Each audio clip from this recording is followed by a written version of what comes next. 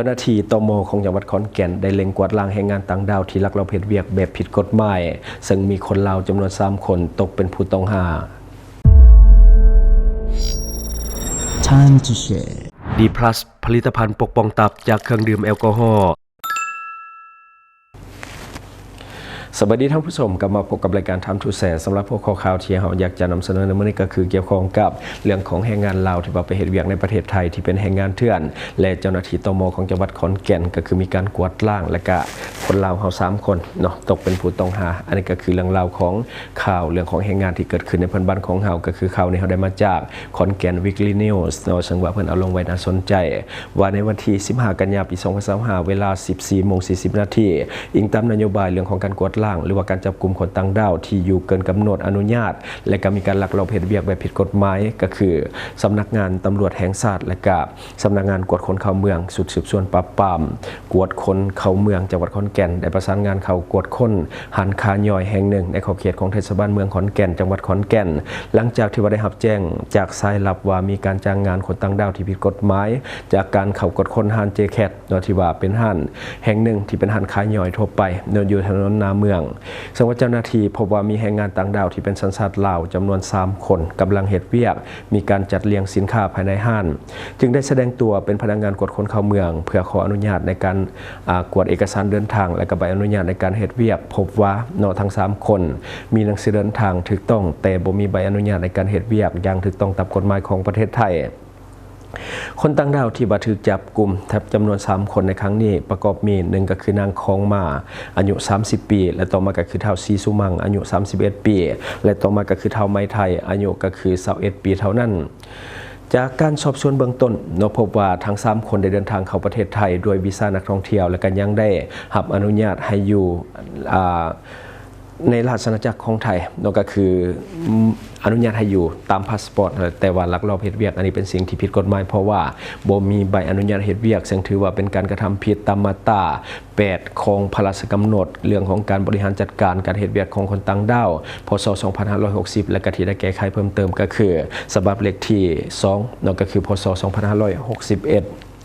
เจ้าหน้าที่ตม.จังหวัดขอนแก่นจึงได้แจ้งข้อหากับคนต่างด้าวทั้ง3 คนก็คือคนลาวของเราเป็นบุคคลต่างด้าวเฮ็ดเวียกโดยที่ว่าบ่ได้รับอนุญาตในการเฮ็ดเวียกพร้อมทั้งนำตัวผู้ต้องหาทั้ง3 คนส่งให้กับพนักงานสอบสวนสถานีตำรวจภูธรก็คือเมืองขอนแก่นเพื่อดำเนินคดีตามกฎหมายของไทยต่อไปอันนี้ก็คือเรื่องราวของแรงงานลาวที่ว่าไปลักลอบเฮ็ดเวียกในประเทศไทยถือว่าเข้าเมืองนี่ถูกต้องแต่ว่าการเฮ็ดเวียกในบ่ถูกต้องเนื่องจากว่าบ่ได้รับอนุญาตให้มีการเฮ็ดเวียกในประเทศไทยก็คือบ่มี work permit นั่นเองซึ่งว่าหลายคนอาจจะฮู้อยู่แล้วแต่ว่าอยากฝ่าฝืนแต่ว่าบางคนอาจจะบ่ได้ฮู้บางทีข้ามไปเที่ยวแล้วอยากเฮ็ดเวียกก็เฮ็ดเพราะลักษณะแบบไปกลับก็คือแบบอายุของพาสปอร์ตมันอยู่ได้จักวันกับไปเฮ็ดหลังจากวันมันจะหมดก็ออกมาจำแล้วก็กลับเข้าไปเฮ็ดเวียกใหม่แบบนี้ก็จะเฮ็ดให้อยู่ในประเทศไทยได้ถือกฎหมายส่วนหนึ่งแต่ว่ามันผิดที่เรื่องของการเฮ็ดเวียกเพราะว่าการเฮ็ดเวียกมันมีเอกสารอีกตัวนึงก็คือ work permit ในการที่ได้รับอนุญาตในการเฮ็ดเวียกในประเทศไทยถ้าว่าเฮาบ่มีตัวนี้ถึงแม้ว่าเฮาจะเข้าเมืองถูกต้องตามกฎหมายแต่ก็ยังผิดอยู่ดีเพราะว่าเฮาไปเฮ็ดเวียกบัดนี้มาต่อกันที่ปฏิบัติการเรื่องของการจับกลุ่มแก๊งคอลเซ็นเตอร์ของตำรวจไทยที่สาวมาถึงคนในฝั่งสปป.ลาวก็คือมันมีจีนเทาที่ว่าอาศัยอยู่ในแขวงบ่อแก้วเป็นผู้บงการหรือว่าผู้อยู่เบื้องหลังของเรื่องราวทั้งหมดที่ว่ามีคนไทยเป็นผู้ดำเนินการในเรื่องของการบริหารจัดการในการจัดหาบัญชีม้าและการบริหารเงินสดแทนคนจีนอยู่ทางฝั่งไทยโดยสังว่าข่าวนี้ได้มาจากศูนย์ข่าวทานตะวันจังหวัดขอนแก่นก็คือการจับกลุ่มหญิงสาวอายุ26 ปีเป็นมือขวาสำคัญของเท้าจ้างเป็นคนสัญชาติจีนมีหน้าที่ควบคุมเงินสดและก็จัดหาบัญชีม้าเพื่อใส่ฟอกเงินและก็พัวพันกับคดีหลอกลวงการลงทุนผ่านเว็บไซต์ออนไลน์ความเสียหายสะสมกันบ่ต่ำกว่า25 คดีและก็มูลค่าเกินกว่า10 ล้านบาทในวันที่14 กันยายนปี 2025พลตำรวจตีก็คืออนุวัฒน์สุวรรณภูมิผู้บังคับการตำรวจภูธรจังหวัดขอนแก่นหัวหน้าแผนกสกัดกั้นและก็ศูนย์ปราบปรามอาชญากรรมทางเทคโนโลยีและสารสนเทศตำรวจภูธรจังหวัดขอนแก่นได้เปิดเผยว่าเจ้าหน้าที่ตำรวจชุดจับกุมได้ร่วมกันจับกุมนางมณฑาทิพย์โอสวัสดิ์อายุ26 ปีซึ่งว่าที่อยู่ยังขอสงวนไว้เป็นคนจังหวัดอุบลราชธานีตามหมายจับของจังหวัดมหาสารคามเลขที่ 463/2568 ลงวันที่ 4 กันยายนปี 2025ในข้อหาเป็นผู้สนับสนุนในการในฐานความผิดเรื่องของการร่วมกันในการฉ้อโกงประชาชนและก็เป็นผู้สนับสนุนในฐานความผิดร่วมกันเรื่องของสุจริตหรือว่าโดยหลอกลวงนำเข้าสู่ข้อมูลเข้าสู่ระบบคอมพิวเตอร์โดยซึ่งข้อมูลคอมพิวเตอร์ที่บิดเบือนหรือว่าปลอมบ่ว่าทั้งหมดหรือว่าบางส่วนหรือว่าข้อมูลคอมพิวเตอร์อันเป็นเท็จโดยประการที่น่าจะเกิดความเสียหายแก่ประชาชนและก็เปิดหรือว่ายินยอมให้กับผู้อื่นในการใช้บัญชีเงินฝากของตนเองโดยบ่ได้มีเจตนานำใช้เพื่อตนเองโดยประการที่ฮู้หรือว่าควรฮู้จะนำใช้ในการกระทำความผิดพร้อมกับของกลางที่ว่าเป็นโทรศัพท์และก็ iPad รวมกัน5เครื่องผู้บังคับการตำรวจภูธรจังหวัดขอนแก่นได้กล่าวตื่นอีกว่าก่อนที่เจ้าหน้าที่ตำรวจ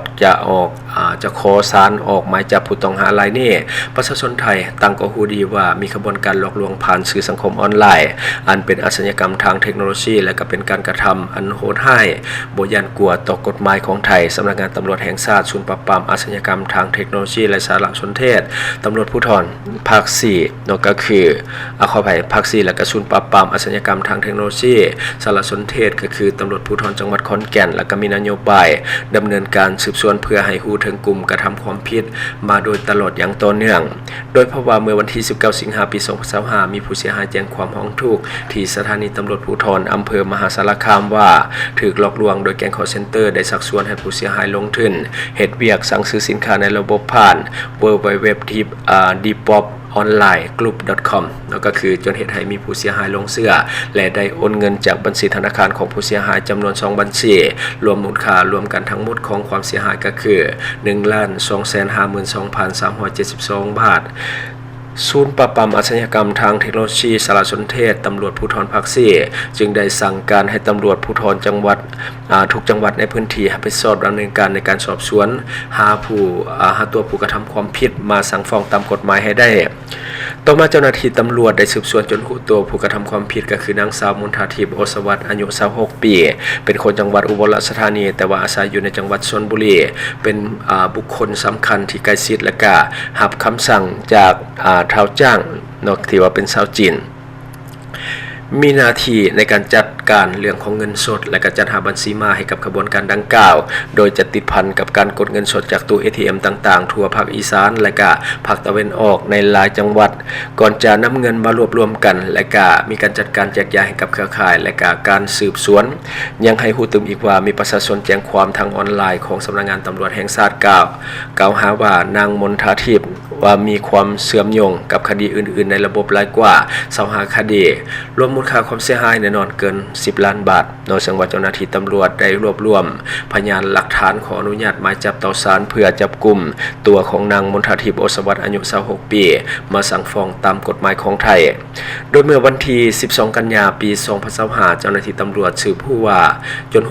ดยผู้ต้องหาตามหมายจับของศาลมีความเคลื่อนไหวที่บ้านแห่งหนึ่งในพื้นที่ของตำบลของตำรุอำเภอเมืองชลบุรีถ้าอ่านชื่อผิดขอโทษขออภัยก็คืออำเภอเมืองชลบุรี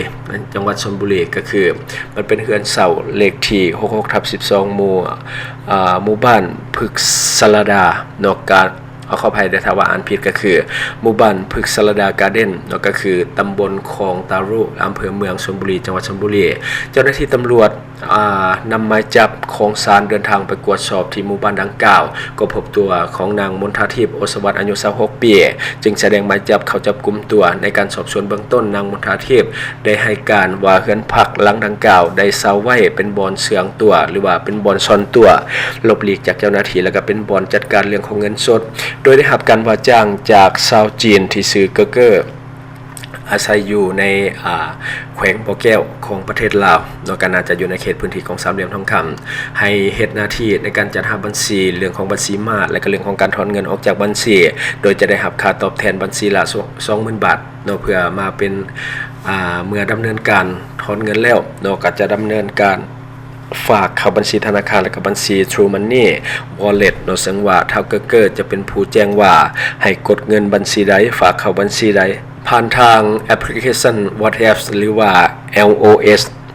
จากการปฏิบัติการดังกล่าวนได้กวาดยึดของกลางและก็ส่งตัวผู้ต้องหาให้กับพนักงานสืบสวนสอบสวนสถานีตำรวจภูธรจังหวัดมหาสารคามรับตัวไปดำเนินคดีตามกฎหมายและก็เจ้าหน้าที่ตำรวจได้สืบสวนรวบรวมพยานหลักฐานขยายผลหรือว่าสืบสวนจับกุมผู้กระทำความผิดอื่นๆมาสั่งฟ้องตามกฎหมายต่อไป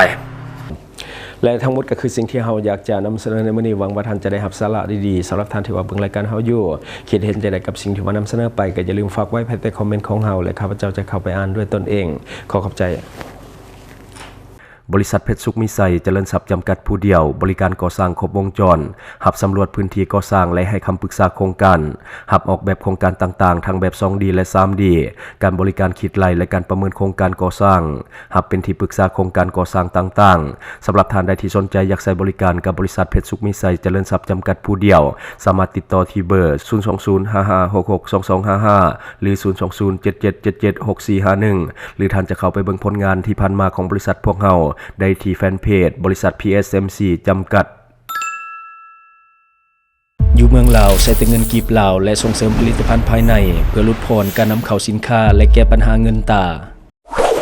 Subscribe for more video.